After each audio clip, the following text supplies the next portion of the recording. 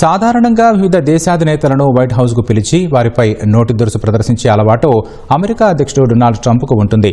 అయితే ఈసారి scene reverse అయింది. వైట్ హౌస్లో ట్రంప్ను బ్రిటన్ రాజు కింగ్ చార్లెస్ III తీవ్రస్థాయిలో రోస్ట్ చేశారు.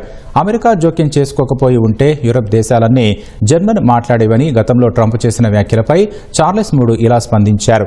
ఒకవేళ బ్రిటన్ గనక అమెరికాలో జోక్యం చేసుకోకపోయి ఉంటే ఇప్పుడు మీరంతా ఫ్రెంచ్ మాట్లాడుతూ ఉండేవారని ట్రంప్పై సెటైర్ వేశారు.